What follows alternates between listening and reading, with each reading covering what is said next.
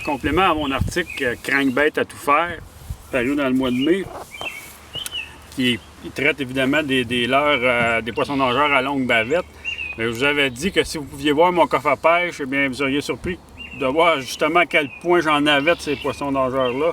Eh bien, et voilà, c'est mon coffre à pêche.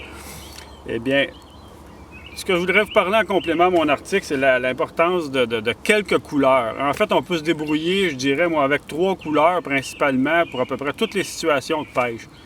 J'en rajouterai une en bonus, là, mais disons que la couleur, genre de chartreuse UV, comme ça, ces nouvelles couleurs-là, maintenant, depuis que j'ai goûté à ça, je pourrais plus m'en passer. C'est en eau teintée, turbide, c'est vraiment imbattable.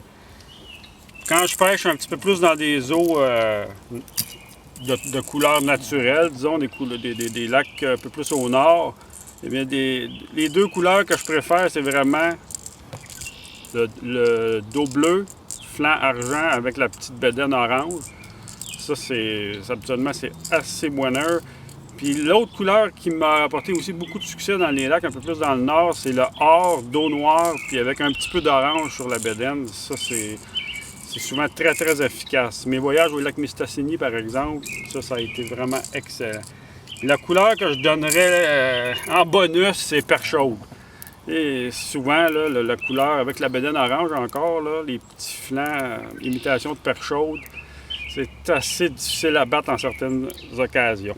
Donc ça, c'est vraiment mes couleurs de base, là, que juste avec ceux-là, je peux pêcher à peu près dans toutes les situations.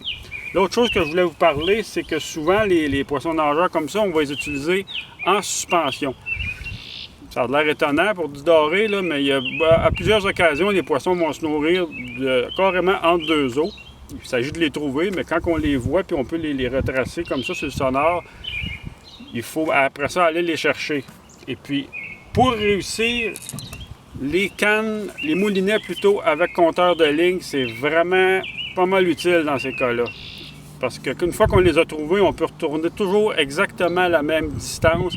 Et puis là, on n'a pas besoin d'y aller à peu près. Là, on laisse 100 pieds de fil, on laisse 100 pieds de fil à chaque fois. On revient toujours dans la zone payante.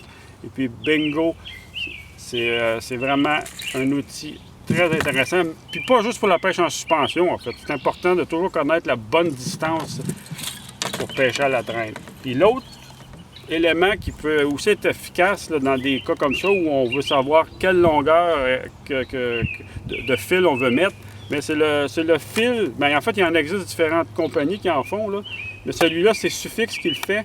Puis c'est un fil qui est à chaque 30 pieds, il change de couleur. Donc, on peut compter le nombre de couleurs, comme là, en fait les fils plombés. Sauf que celui-là n'est pas plombé, là. C'est simplement un fil, un super fil tressé qu'on peut utiliser comme n'importe quel autre.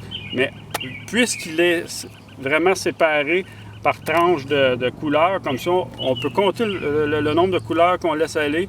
Et puis, de cette façon-là, on peut toujours revenir à la même distance. Et puis ça, je l'ai utilisé à un de mes derniers reportages au lac Lacroix. Puis ça nous a aidé pour prendre des poissons en suspension. Donc, voilà quelques petits éléments que je voulais vous donner en complément à mon article du mois de mai.